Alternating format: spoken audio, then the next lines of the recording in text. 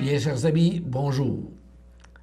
À ce moment-ci, nous avons une émission qu'on pourrait qualifier de spéciale. Vous avez sans doute appris que le 8 septembre dernier, le pape François a accepté la démission de Monseigneur Gilles Lucier, qui est avec nous depuis 22 ans. Et à ce moment-là, il a nommé un nouvel évêque, Monseigneur Raymond Poisson. Mais pour l'instant, j'ai pensé prendre l'occasion de cette retraite qui s'en vient pour inviter Monseigneur Lucier, qui est venu d'ailleurs à l'émission chaque année, je pense au cours des 20 dernières années, là, il est toujours venu au moins une fois à l'émission pour offrir ses vœux de Noël et pour la nouvelle année. En plus des nombreuses célébrations qu'il a présidées, où les téléspectateurs de CTRB et de CTB ont été témoins des grandes périodes, grandes manifestations de l'Église. Aujourd'hui, j'ai pensé l'inviter pour qu'on fasse ensemble un bilan de son ministère épiscopal. Et en l'invitant, je lui ai demandé d'apporter quelques objets, justement, qui feront comme une mémoire visuelle de tout ce temps vécu avec nous dans le diocèse. Alors, bienvenue, Monseigneur Lucier. Bien, bonjour, Claude. Grande joie de vous revoir à cette TRB. Merci, merci. Je me permets une petite précision. Oui. C'est beau de me rajeunir, mais ayant été nommé administrateur apostolique, là, suite à la démission du 8 septembre, j'ai entrepris ma 25e année au diocèse de Joliette, voilà. 24 ans accomplis. Alors, le temps file d'une façon accélérée. Et là, tu viens de parler de bilan. Fait que je suis bien mal placé pour faire un bilan. On va faire un survol. Survol, oui. Bon, Ouais, quelques éléments. Oui, il y a une différence entre un bilan et un survol. Un bilan, on le qualifie, alors qu'un survol, oui, c'est ça. on le manifeste, on le démontre. Se commémorer de bons souvenirs vécus ensemble. Alors, c'était mon but de toute façon. Oui, parce qu'il m'appartient pas de faire le bilan, mais de participer au survol, de sorte que les personnes qui nous regardent puissent avoir un beau souvenir, puis un bon souvenir, de votre passage parmi nous. Les évêques de Joliette ont cette réputation, je pense, d'avoir passé un bon bout de temps dans le diocèse. Alors, vous êtes du nombre. Et on va se remémorer justement ces souvenirs. Et à la fin de l'émission, je pense qu'on vous remettra vous-même cette émission-là qui restera dans vos souvenirs. Oui, et s'il y a des diocésains qui veulent l'avoir, bien, ils pourront se la procurer de la même façon. Alors, on commence par quoi? Bien, j'ai apporté différents exhibits-objets. Oui. Bon, et puis en faisant une synthèse, je me suis dit, tout ça m'a permis, avec la grâce du Seigneur, puis la communion de tous les diocésains et diocésaines, de vivre ma devise épiscopale. Ah oui? Selon ta parole, rassemblés en un seul corps. Alors, dès mon arrivée dans le diocèse, c'était des visites pastorales dans toutes les paroisses et cela a culminé par un premier grand rassemblement diocésain qui a eu lieu au mois de septembre 1992. Et puis, ces jours derniers, en faisant l'inventaire puis du ménage, je ne peux pas tout apporter chez moi, j'ai retrouvé le pasteur de notre premier rassemblement diocésain, qui disait « Église d'ici, quel visage d'Évangile ?» avec un point d'interrogation. Je me suis dit, après tant d'années, je pense que l'interpellation demeure toujours. Quel visage d'Évangile est-ce que nous projetons dans nos différents milieux?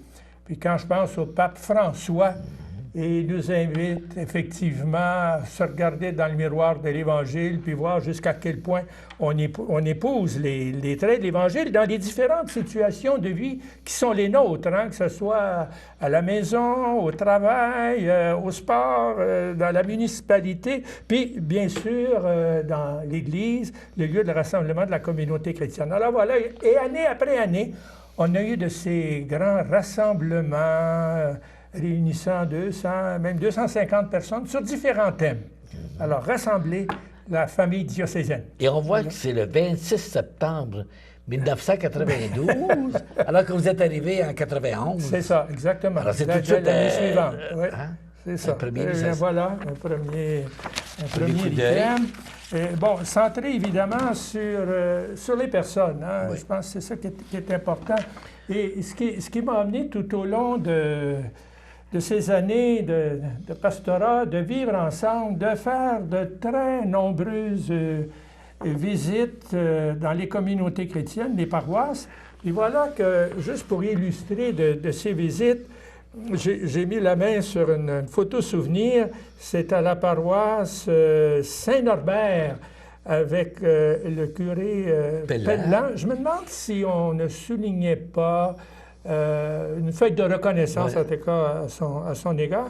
Et vous avez reconnu le Père Aubin. Le Père Aubin. Pierre de Saviata. Et puis, c'est probablement au moment de l'offertoire où deux jeunes fillettes là, sont venues me présenter des objets. Là, je ne me souviens pas exactement, mais c'est illustre quand même la rencontre dans les communautés chrétiennes. Et donc, il y en a eu beaucoup de rencontres des communautés chrétiennes. Beaucoup. Alors, combien de communautés? Quand vous êtes arrivé, combien de Il y avait 57 paroisses, communautés chrétiennes. Alors, je les ai toutes visitées plus d'une fois, une par une. Oui. Après ça, au fur et à mesure que s'est développé le sens de l'unité paroissiale, alors les visites ont été davantage au niveau des unités. Il y a eu des visites au niveau des régions pastorales. Et, alors, voilà, c'est... Les confirmations aussi. Les confirmations. Ah oui, j'aurais pas apporté aussi... C'est vrai, les confirmations, puis toutes les célébrations. J'ai essayé de faire un petit calcul rapide hier soir, là. C'est autour de 23 000 jeunes que j'ai confirmés.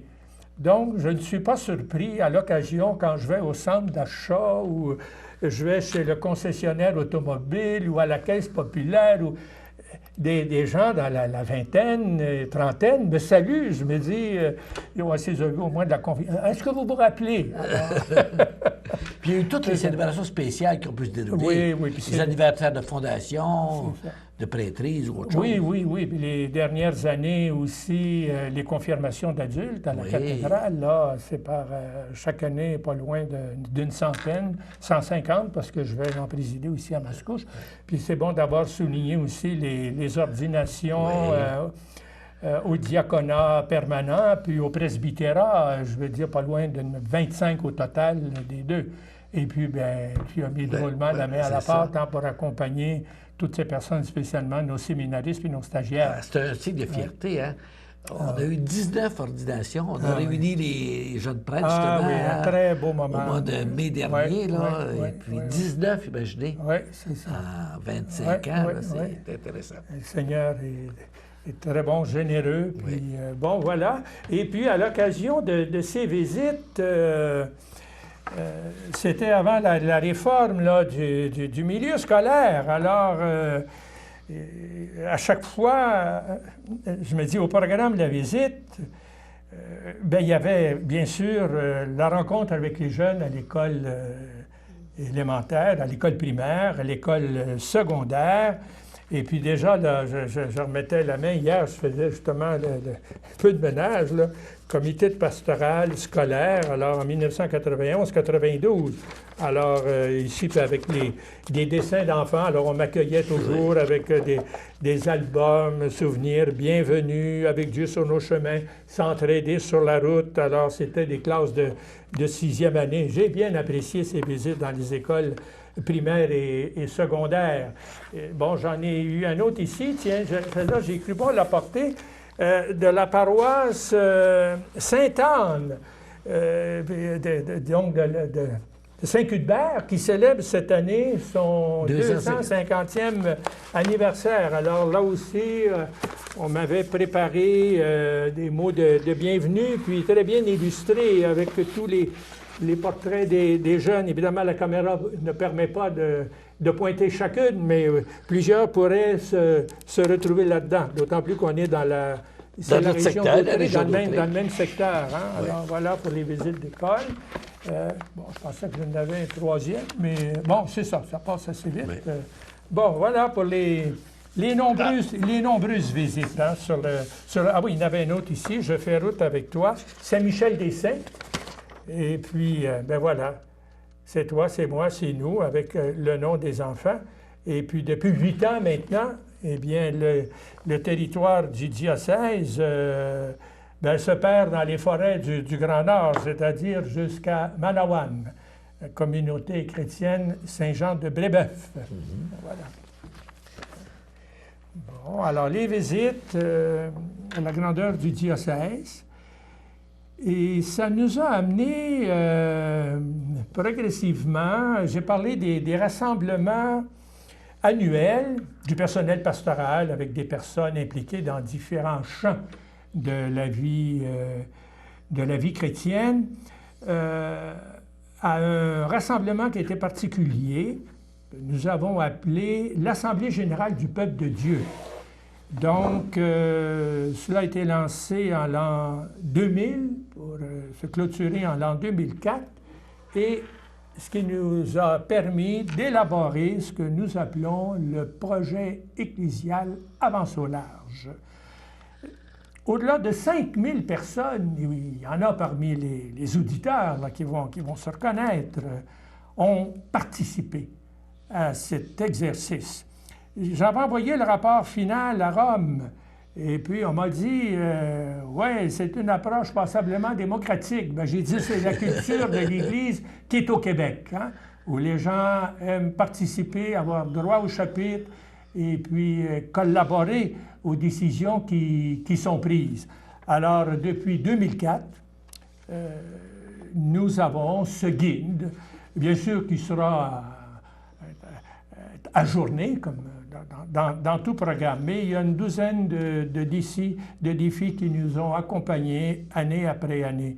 Et tous les grands chantiers, là, je pense celui des dernières années, des 6 dernières années, là, les regroupements de communautés chrétiennes dans de nouvelles entités paroissiales, ce sont des résolutions, des défis de l'Assemblée générale où il faut mettre nos ressources humaines, nos ressources matérielles au service de la mission. Et cela passe avant les baptismes. Non pas que les baptismes ne soient pas importants, mais on a dit d'abord l'annonce de l'Évangile et le soutien du personnel pastoral et des projets dans les milieux. Alors, c'est toujours un document qui est sur notre table de travail. Projet ecclésial Avance au large. Merci. Voilà.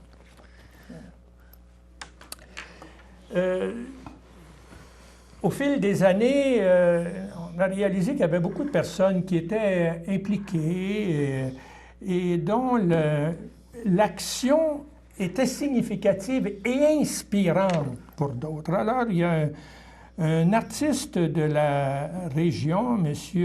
Jean-Guy Saint-Arnaud, qui est venu me rencontrer et me proposer de nous préparer ce qu'on pourrait appeler la médaille du mérite diocésain. Alors, année après année, le comité ad hoc, en allant chercher des propositions dans les différents secteurs du diocèse, me propose des noms à qui nous remettons au cours du mois de novembre, à l'occasion de la fête patronale Saint-Charles-Borromée, ce qu'on appelle la médaille du mérite diocésain.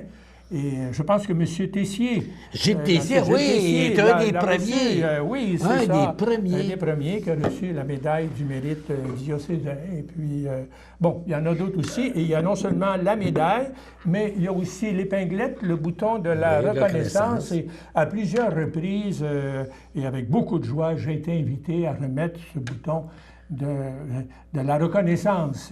Bien sûr qu'il faudrait le donner quasiment à tout le monde parce que tout le monde, beaucoup de personnes collaborent à la vie et ont contribué à la vie de notre Église diocésaine et de la vie des communautés chrétiennes. Mais enfin, il y en a quelques-uns qui l'aient reçu, cela nous aiguillonne. Hein? Comme Jésus dit dans l'Évangile, bien, écoute, il faut mettre le lampadaire sur la table pour qu'elle brille pour tous ceux qui sont dans la maison, puis qu'on puisse rendre gloire à notre Père du ciel pour tout ce qui se fait de beau, de bien on ne dit peut-être pas assez. Hein? Se dire merci et les puis, uns les autres. Dans les exemples concrets, on peut dire pourquoi c'est ça aussi. Alors, CTRB est impliqué dès le début par M. Tessier. Il faut dire que M. Tessier, Gilles, notre fondateur, a été celui qui a initié la messe dominicale télévisée tous les dimanches. C'est lui qui a initié l'émission Son de cloche aussi, au tout début. Alors, c'était pour le rayonnement de la foi chrétienne. Alors, c'est un bel exemple. On a un autre bel exemple dans la région ici, avec la famille Cardin. Oui. Ça se donne des fois, pas uniquement à une personne, mais à une famille. Hein? Les gens de la région ici savent que la famille Cardin, par sa neuvaine annuelle, son implication, a un rayonnement aussi. Hein? Ça demande un rayonnement, un témoignage, qui a un rayonnement. Alors, la famille Cardin a aussi reçu, à un moment donné, la médaille du mérite diocésain. Si on regarde la médaille de la reconnaissance, M. Benoît Plourde, qui était diacre ici, qui a laissé un témoignage de vie, d'apostolat important, l'a reçu en même temps que son épouse. Voilà. Hein? Alors, donc, c'est des gens qui ont vécu leur foi et qui ont su l'exprimer. Voilà. Et en parlant CTRB, je veux dire, vous êtes venu à plusieurs reprises couvrir des événements diocésains importants. Quand il y a eu des célébrations. On viendra tout à l'heure au centenaire du diocèse, mais CTRB a été choisi comme la télévision qui a mémorisé, bien en vidéo, toutes les célébrations du diocèse, en plus des célébrations des funérailles qu'il y a eu de Monseigneur Odette, du Père Lindsay, du Père Brunel, ou d'autres événements qui sont produits. Oui, très bien. Bon, voilà, on peut peut-être le laisser là, celui-là. Et puis ici, on poursuit. Bien évidemment, on s'est fait une petite liste, là, parce qu'il y avait plusieurs objets. Oui, on peut parler du centenaire du diocèse. Mais même avant le centenaire, il faut jouer dans le matériel quelquefois. Hein? Il reste que notre patrimoine bâti est beau, est important. On cherche à l'entretenir avec, comme on dit, les moyens du bord. Alors, un des grands projets qui a été réalisé et qui va se terminer là, très prochainement, c'était la rénovation de notre cathédrale, de notre église diocésaine Saint-Charles-Borromée. Alors, j'ai apporté ici un laminé là, pour qu'on voit l'ensemble de l'édifice. Alors, bien sûr qu'il y a eu toute la rénovation intérieure qui était plus apparente là, pour les gens, mais l'électrification a été refaite, toute la maçonnerie, les bases de l'édifice. Et progressivement, au cours des dernières années, au fur et à mesure qu'on a eu des bienfaiteurs, des bienfaitrices, que des dons nous sont parvenus, on est venu à bout de refaire le toit de la cathédrale par section. Alors, il reste la dernière section là, du côté nord. Et puis, alors le printemps prochain, là, on n'aura plus de tuiles je veux dire, sur les terrains de stationnement, parce que le toit va avoir été refait de fond en comble. Donc, on est bon pour au moins 25 ans là, à venir. Et c'est grâce à la générosité d'un grand nombre de personnes. Quand je parle de la rénovation de la cathédrale, bien sûr qu'il y a eu un comité qui a été formé. J'ai réalisé à ce moment-là, malheureusement, on n'avait pas de femmes, on avait surtout des hommes, mais enfin, ça a été très, très, très efficace. Et ce que je voulais souligner, c'était véritablement une œuvre aussi collective. Bien sûr qu'il y a eu de très généreux bienfaiteurs, mais un grand nombre de diocésains et diocésaines y ont contribué, ne serait-ce que par l'achat c'était une symbolique de pierre. Lorsqu'on a fait le ménage, le nettoyage, le vernissage des bancs de l'Église, la même chose, les gens ont payé un banc symboliquement pour sa réflexion. Également, toutes les fresques de la cathédrale ont été rénovées. Il y a une espèce d'entente, de partenariat avec le Musée d'art de Joliette, parce que la cathédrale recèle des trésors de peinture d'Ozias le Duc. Alors, si jamais que vous venez à la cathédrale les fins de semaine ou il y a encore des portes ouvertes durant la semaine, eh bien, venez visiter ce joyau de notre diocèse. Et je tiens à nouveau à vous remercier pour votre généreuse contribution à entretenir notre église cathédrale. Mais, Voilà. puis je pourrais ajouter, hein, j'ai fait un petit travail dernièrement Ah bon. sur la cathédrale, l'intérieur du diocèse, de la cathédrale. Oui. Elle a des belles peintures. Hein. Osias le Duc est un des grands peintres du Québec. C'est sa collection la plus nombreuse dans la cathédrale. Oui. Et toutes les œuvres ont été faites. Hein. Ouais. Et la cathédrale, on dit, c'est un lieu de catéchèse. Hein. Hein? C'est une maison. C'est ça. Et alors, il y a des très belles œuvres dans la cathédrale. C'est la maison de la famille diocésaine. Hein? Et bien sûr, elle sert d'abord et avant tout pour nos célébrations liturgiques, mais elle sert aussi pour des concerts de différents ordres. Et un des beaux rassemblements, c'était celui du 25 octobre dernier, alors que 400 jeunes et parents, il y a au-delà de 225 jeunes avec leurs parents, ont vécu une journée mémorable dans le cadre de leur cheminement de préparation à la confirmation. La rencontre a commencé à 9 h le matin jusqu'à 4 h l'après-midi et avec beaucoup d'animation, on a chanté, on a dansé dans la cathédrale.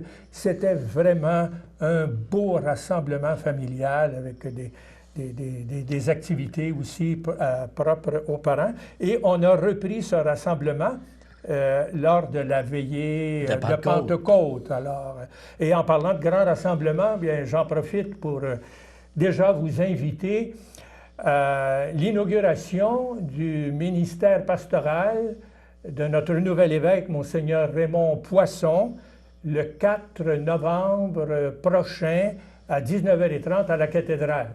Alors, bien sûr que les invitations vont vous parvenir très prochainement via les paroisses, mais déjà, j'en fais l'annonce officielle. C'est ça. Et je peux vous dire que CTRB sera là. Ah bon, ben voilà. Bon, très bien. Voilà, merci.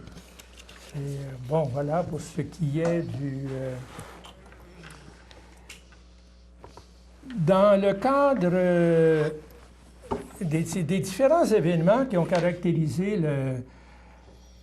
le 24 ans, là, et déjà le 25 ans qui est entamé, il y a eu le 100e anniversaire de fondation de notre diocèse, qui a été fondé, je pense que c'est le 27 ou 28 janvier 1904.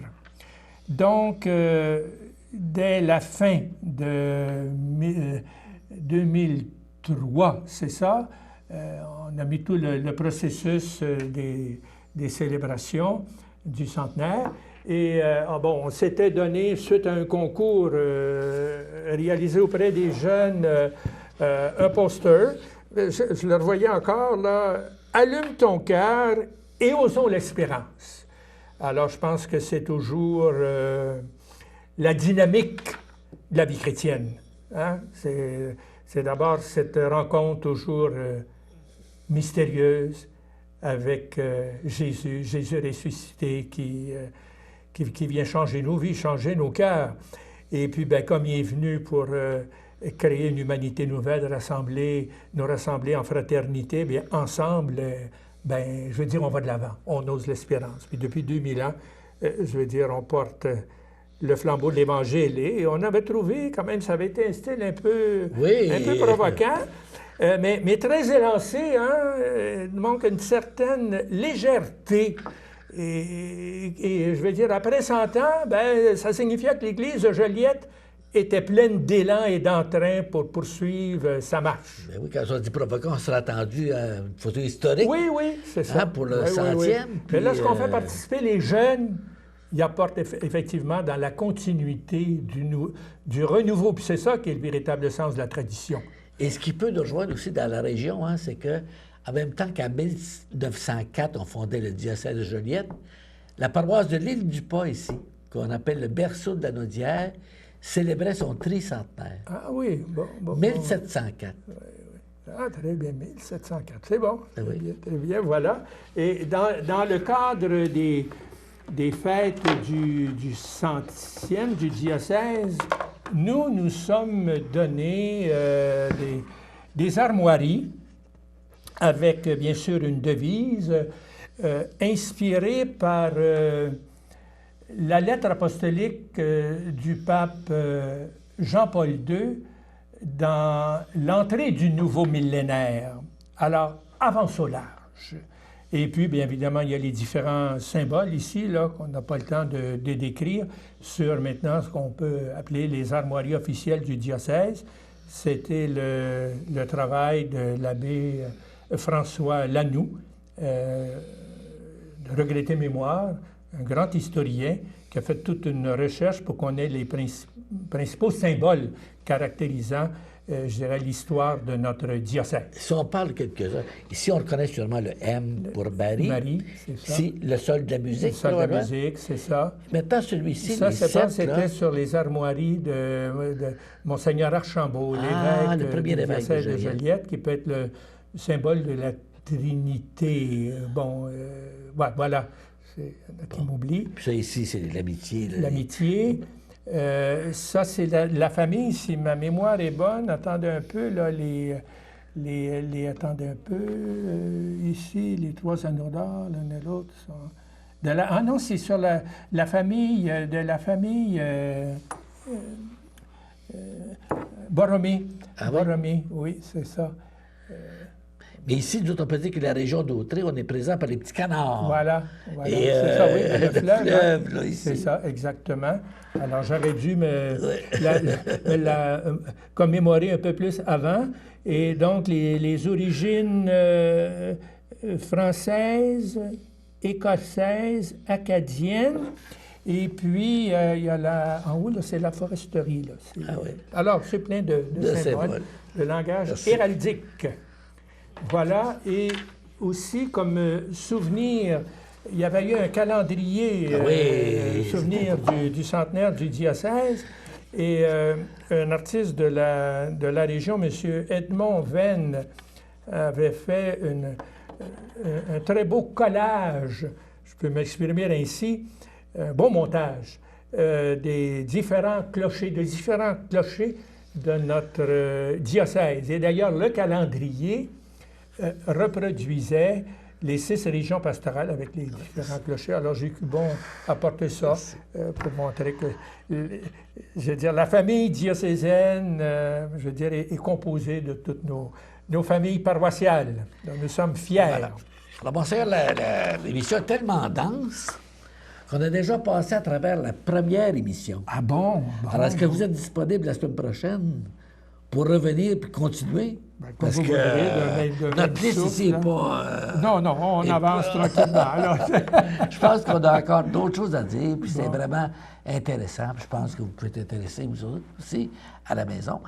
Alors, on se revoit Très bien. la semaine prochaine. Merci beaucoup. Merci. À bientôt.